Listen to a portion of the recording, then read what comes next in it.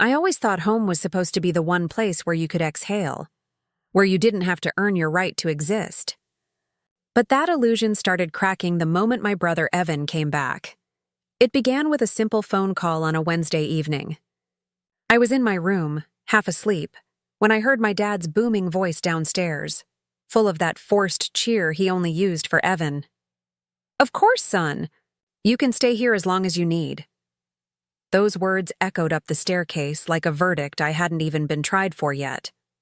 When I came down, Mom was already setting another plate at the dinner table, eyes bright with nervous excitement. "Evan's coming home for a little while," she said. "He's had a rough few months.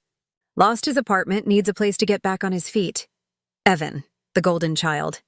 The one with the charm, the big dreams, the endless second chances." I should have felt sorry for him, but instead, I felt that familiar sting of comparison creeping in. Because no matter how hard I worked, I never measured up to him in Dad's eyes. The night he arrived, he brought chaos with him. Loud laughter, duffel bags dropped in the hallway, his cologne spilling through the air like an announcement. "Hey, little sis," he said, ruffling my hair like I was still 12. "Miss me?" I smiled politely, but inside something twisted. He acted like he owned the place already, sitting in Dad's recliner, feet on the table, complaining about how tough the city had been. Dad hung on every word, nodding proudly.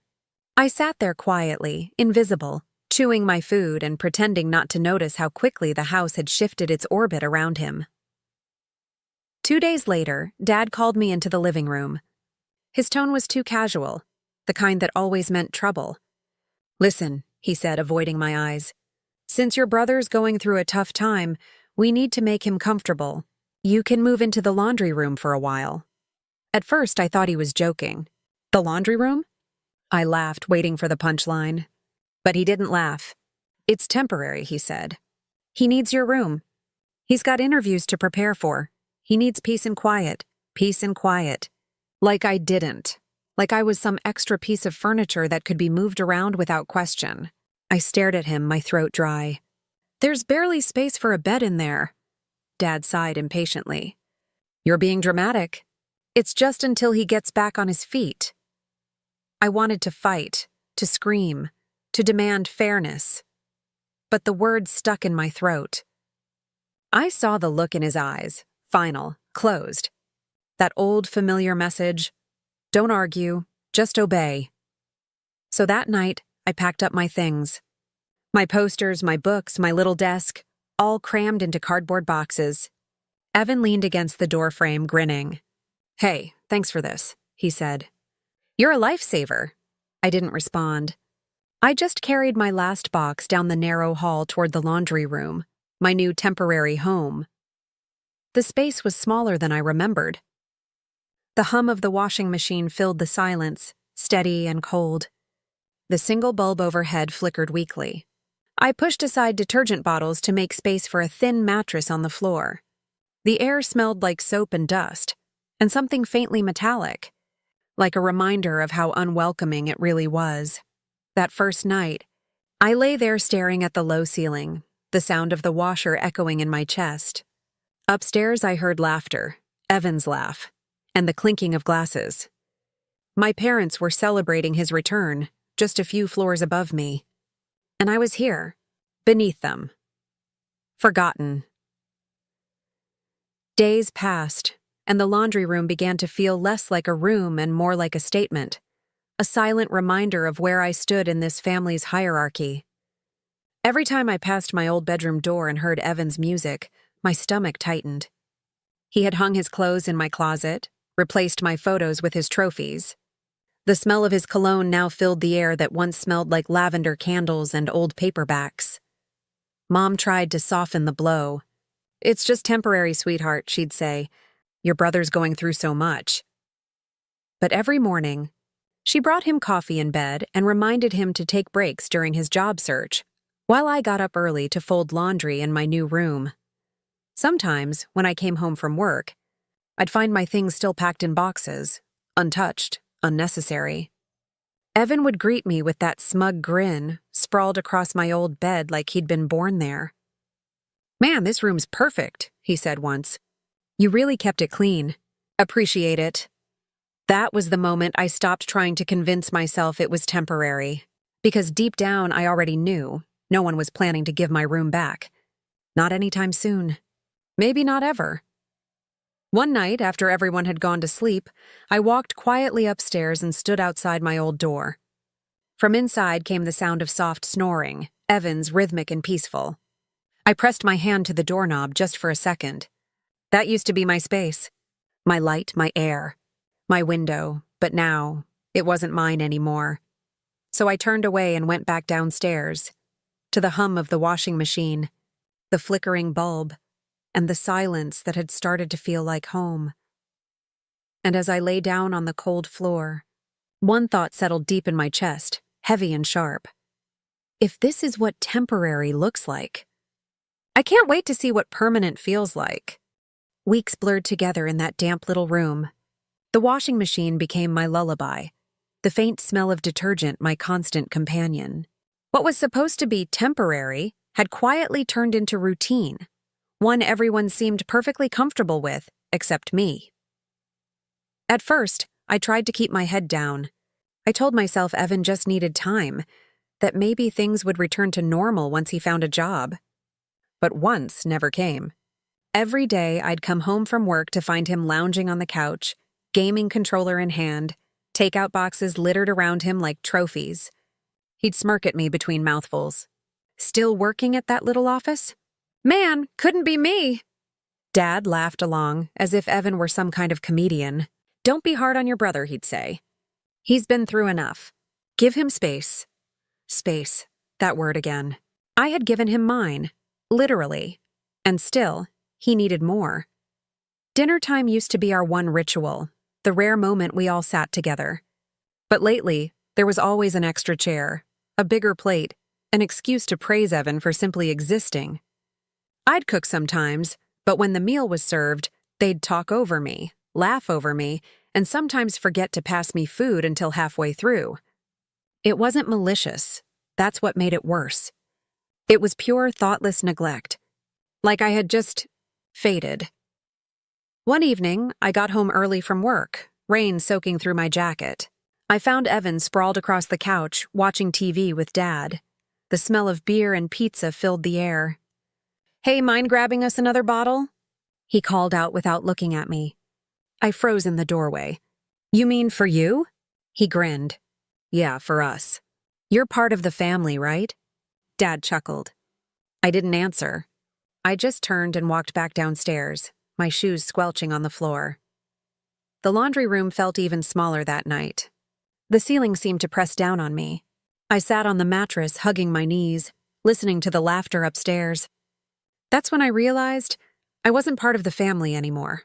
Not in the way they were. I was just a convenient afterthought. After that night, I stopped waiting for invitations. I ate dinner after they were done, washed my dishes quietly, and disappeared before anyone noticed. It became easier to exist that way, unnoticed. But invisibility has a way of revealing things you were never supposed to see. One Sunday morning, I came upstairs early to grab coffee before heading to work. Dad was in the kitchen whispering with Mom.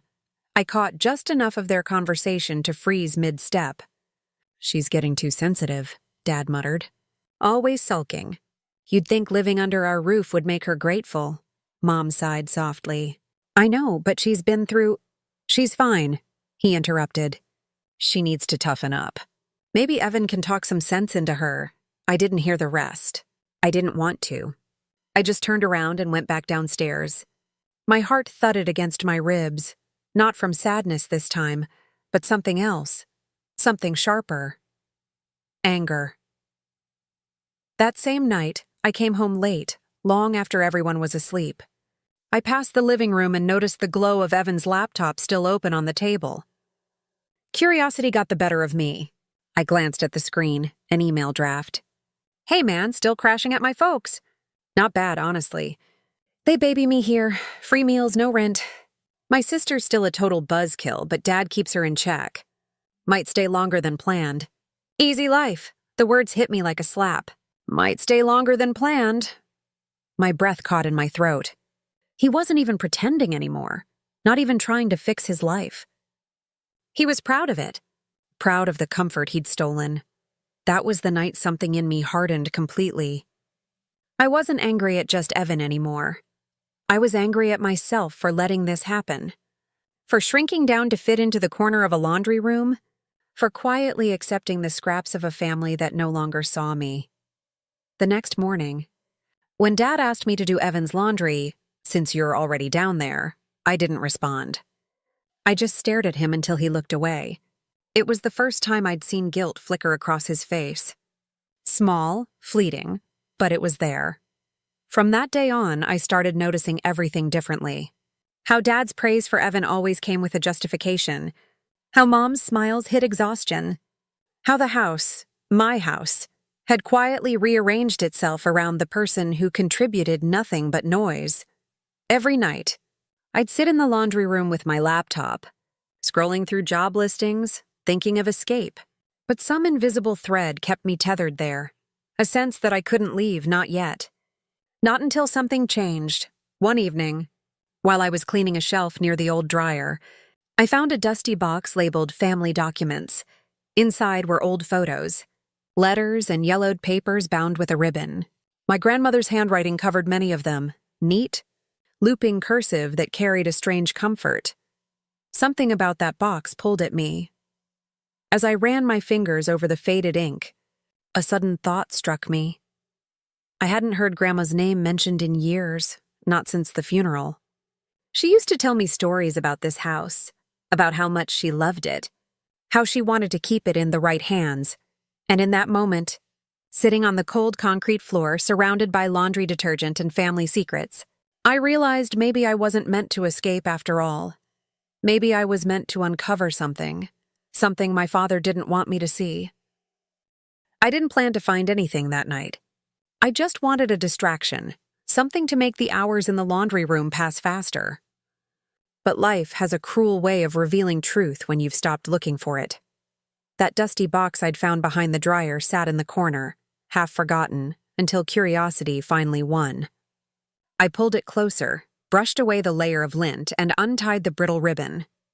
Inside were papers yellowed with time, photographs curled at the edges, and faint traces of my grandmother's perfume, lavender and something sweetly old-fashioned. I lifted out a stack of envelopes first. Letters mostly, addressed to my father.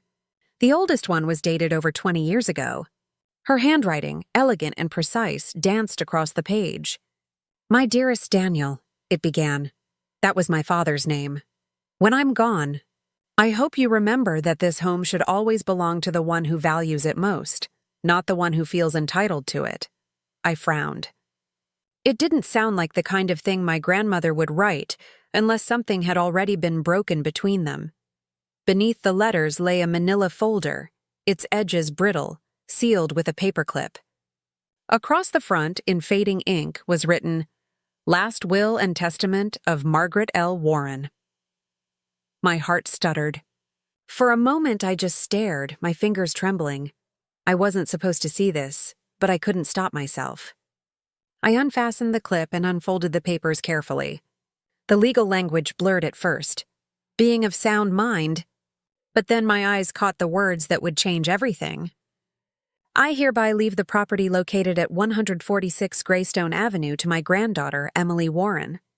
My name, my full name, written there, in black ink. I read it again, and again. The air in the room grew thin. My heart hammered so loud I could hear it echo against the concrete walls. She'd left the house to me, not to my father. Not to Evan, to me. For a long minute I just sat there, the paper trembling in my hands. My grandmother had always loved me differently. Quietly, without the conditions my parents wrapped around their affection. She'd once told me, "This house has good bones, sweetheart. Maybe one day it'll be yours to keep strong." I'd laughed then, thinking it was just an old woman's sentiment. But now it all made sense, except for one thing. If she'd left it to me, how was my father the owner? I turned the pages, scanning for answers. There was a note attached, handwritten in the same delicate script. "Daniel, I trust you will honor this. Emily deserves stability. Don't repeat old mistakes. My throat tightened. It wasn't just a will, it was a plea. A plea my father had clearly ignored. I leaned back against the wall, my thoughts racing. He must have hidden it. Or maybe never submitted it. Maybe he'd told the lawyer she wanted him to have it instead. Whatever he'd done, he'd taken what wasn't his, and built our family's hierarchy on a lie. The same lie that now had me sleeping in a laundry room. I stayed up most of the night, pacing, rereading every line. The deeper I went, the angrier I became. All those years of being told to be grateful. To stay quiet. To make space for what? For his guilt? For his theft? At dawn, I slipped the will into a folder and tucked it beneath the loose floorboard under my mattress. I wasn't ready to confront him yet. Not without proof, not without a plan. But I couldn't unsee it. Every time I looked at my father after that, the truth pulsed behind my eyes like a heartbeat. The next evening, I decided to test the waters. Over dinner, while Dad and Evan talked about some business scheme, I asked casually, "Hey, whatever happened to Grandma's old will? I was thinking about her the other day." The air shifted instantly. Dad's fork froze midair. Mom looked down at her plate. Evan just kept eating, oblivious. Dad finally cleared his throat. "That was handled years ago," he said curtly. "She didn't have much left."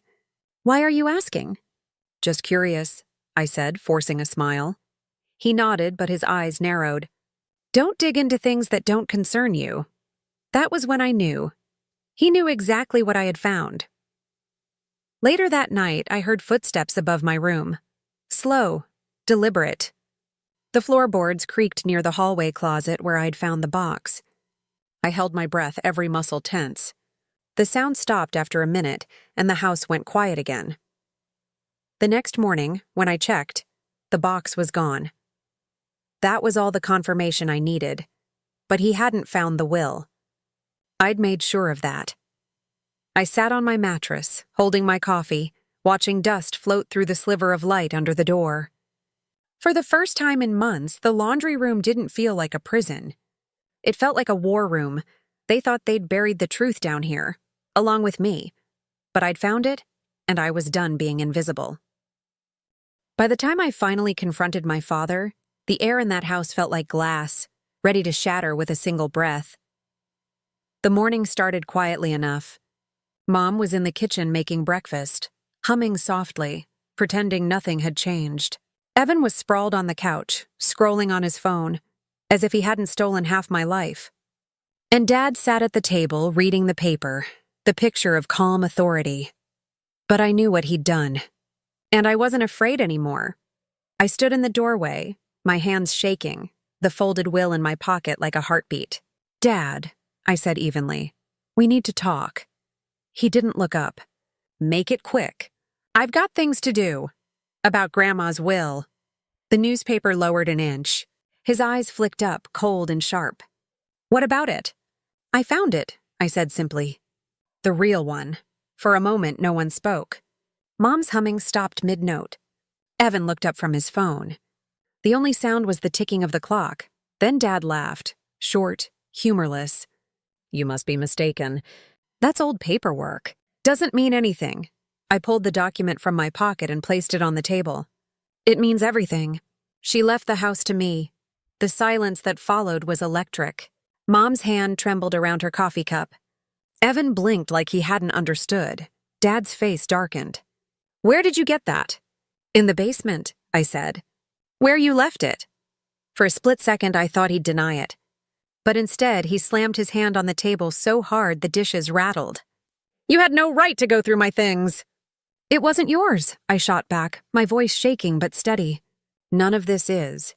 He stood, towering over me, the same way he used to when I was little and he wanted to make me small. "You don't know what you're talking about, Emily. You think a piece of paper changes anything? You're still living under my roof." That word, my, hit like a spark on dry wood. "Funny," I said quietly, "because according to Grandma, it's mine." For a moment, I thought he might hit me. His jaw clenched, his eyes hard. But then he saw something in my face, something he hadn't expected. I wasn't afraid anymore. I wasn't backing down. Evan stood, awkward and uncertain. Dad, maybe she's right. I mean, if the paper says, stay out of this, Dad barked, turning on him so fast Evan flinched. Then he turned back to me. You think you can waltz in here and take everything I've worked for? You wouldn't even have this house if it weren't for me. I felt the anger surge, years of it spilling over. You mean the house Grandma gave you, so you could take credit for something that was never yours? He stepped closer, his voice dropping low and dangerous. You're playing a dangerous game, Emily. Then I guess it runs in the family, I said, and walked away. Upstairs, I could hear him shouting at Mom, at Evan, at the walls, his voice echoing through the house like thunder. But I didn't stop. I went back to the laundry room, locked the door, and sat on the floor. My hands were still trembling, but my mind was clear. That confrontation had drawn the line, the one he never thought I'd cross. By evening, the entire house had shifted. Dad refused to speak to me. Mom avoided eye contact, moving like a ghost between rooms. Evan tried to act neutral, but his guilt showed every time he glanced at me. That night, when I came upstairs for water, I found the basement door locked. He thought he could cut me off from the truth again. I stood there for a moment, staring at the padlock gleaming in the dim light. Then I smiled. He was panicking, and panic meant fear. So I made my next move. The next day, during my lunch break at work, I called the number I'd found scribbled in one of Grandma's letters, the lawyer she'd mentioned. Mr. Dalton? The line rang twice before an older voice answered. Dalton Law Office. Hi, I said, steadying my voice. My name is Emily Warren. I believe you handled my grandmother's estate about 10 years ago? There was a pause. Margaret Warren? Yes. Yes, I remember her. Lovely woman. Why do you ask? I found a copy of her will, I said carefully. It names me as the beneficiary of her house. But my father, I see, he interrupted softly. That explains a lot. Your grandmother suspected something like this might happen. My pulse quickened. So it's real? The will is valid? He didn't hesitate. If it's signed and dated by her and witnessed, then yes. Absolutely valid. That night I scanned the documents, took photos, and sent them to Mr. Dalton. Within hours, he replied, Everything checks out. This could be reopened. The message glowed on my screen like a doorway. I sat there in the dim laundry room, the hum of the dryer filling the silence, and felt something powerful bloom in my chest. Not revenge, not even victory. It was control. For the first time in years, I had something that couldn't be taken from me. When I came upstairs later, Dad glared at me from the hallway. You think you're clever, he hissed. I met his gaze, calm and cold. No, Dad, just done being your secret. And as I walked past him, I could feel the weight of every step, like I was finally walking toward something that was mine. The notice arrived 3 days later. A plain white envelope slipped through the mail slot with my name typed neatly across the front, Emily Warren, not to the Warren family, not to Daniel Warren. Just me. Dad saw it first. He was in the kitchen, sorting the mail like he always did, scanning, tossing, controlling. I watched from the hallway as his eyes froze on the envelope. What's this? He muttered. Then he looked up and saw my name. It's mine, I said, stepping forward. He held it out of reach. You've been talking to someone. Mr. Dalton, I replied evenly. Grandma's lawyer. The color drained from his face. You had no right? Actually, I cut in. I have every right. You were the one who ignored her will. He dropped the envelope onto the counter like it burned. You're making a mistake, Emily. You don't know what you're dealing with. But I did. Inside the envelope was a petition to reopen my grandmother's estate, filed under my name. It was real now, no longer whispers or suspicions. The law was finally listening. The days that followed were chaos wrapped in silence. Dad stormed around the house, barking orders at no one, muttering under his breath. Mom cried in the kitchen when she thought I couldn't hear. Evan avoided me completely, skulking in the background like a ghost. One evening, I came home from work to find Dad waiting for me in the living room, his hands clasped tightly together. The lights were low, the air heavy. "Sit down," he said. I stayed standing. He sighed. "I know you think you're doing the right thing, but you're tearing this family apart. You're making things ugly that should have stayed buried." I laughed softly. "You buried them, Dad. I just dug them up." His face twisted. "You're throwing away everything I built." "What you stole," I corrected. "From Grandma. From me." He slammed his fist on the armrest. "That house was mine to take care of. She didn't understand what she was doing. She was old, confused. I did what was best for this family." I stared at him, my voice low. "No, you did what was best for you." The silence that followed was thick with something almost like grief. He looked at me. Really looked at me. And for the first time, I saw fear behind his anger.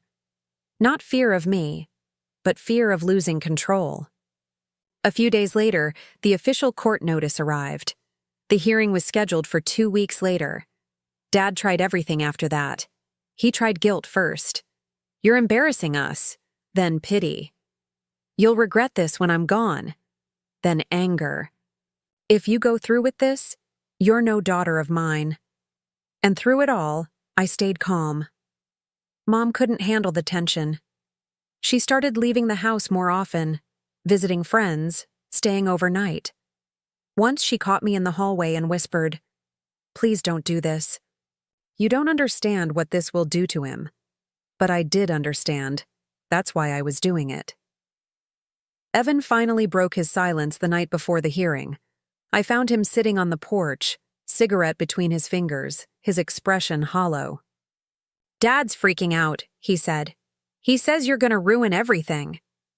I sat beside him, the cool air sharp against my skin. "He already did that." He gave a small, humorless laugh. "Guess I didn't help, huh?" "No," I said. "But at least you know it."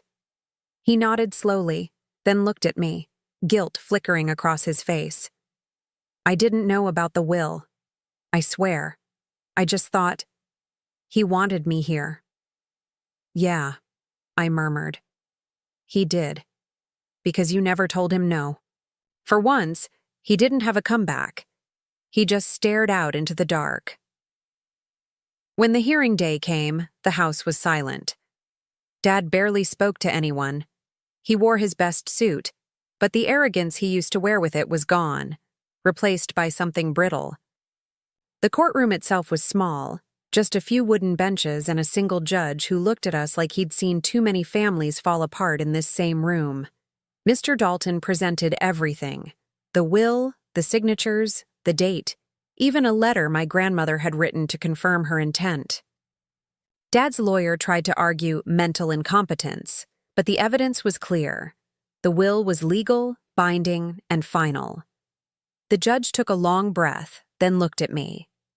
"Miss Warren, it appears your grandmother's wishes were not properly honored. The property is rightfully yours." For a second, I couldn't move. I just sat there, my heart pounding, every sound fading into static. Then I looked at Dad. His face was pale, his jaw clenched so tight it trembled. Evan sat behind him, his eyes wide and lost. It was over. When we got home, he didn't say a word. He just went upstairs, closed his door, and stayed there. The next morning, he was gone. No note, no goodbye, just silence. Evan packed up the next day, muttering that he'd figure something out. Mom stood in the kitchen, holding her coffee cup like it was the only thing keeping her upright. And me?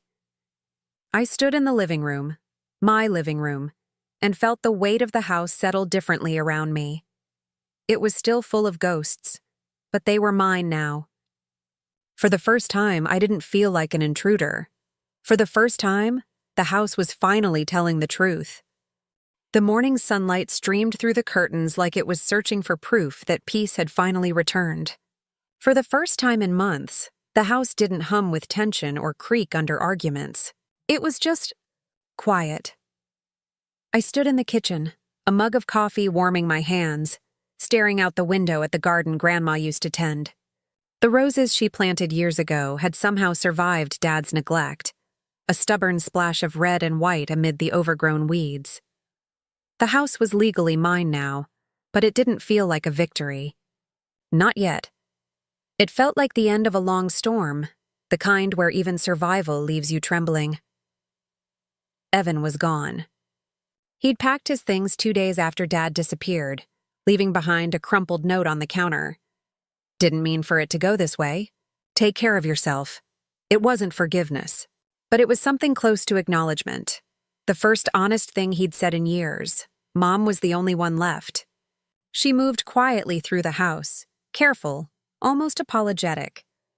We didn't speak much those first few days.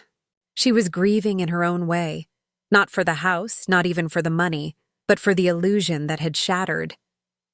The man she'd loved, the family she'd believed in, all revealed to be weaker than she'd ever imagined. That evening, she knocked gently on my door. "Emily," she said softly, peeking in. "Can we talk?" I nodded.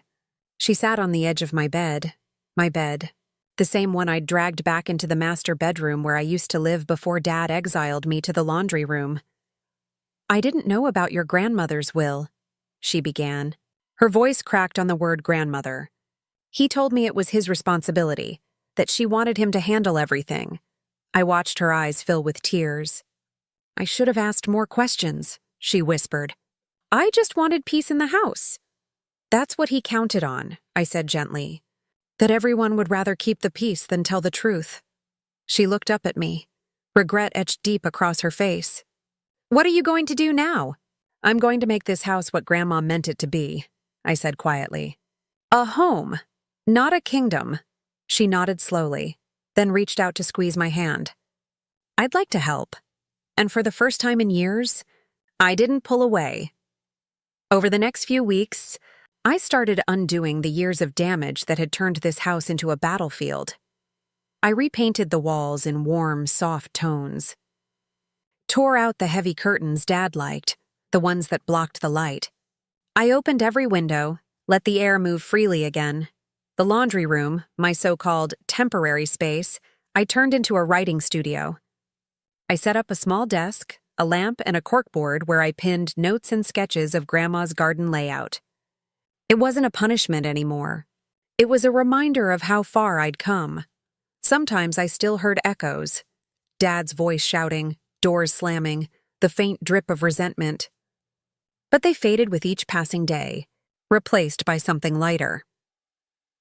One afternoon, while cleaning out the attic, I found a dusty box labeled in Grandma's handwriting. For Emily. Inside were old photos, recipe cards, a pressed flower book, and a letter. "My dearest Emily, I know you see more than you're allowed to say. You've always had that quiet strength, the kind that makes people underestimate you.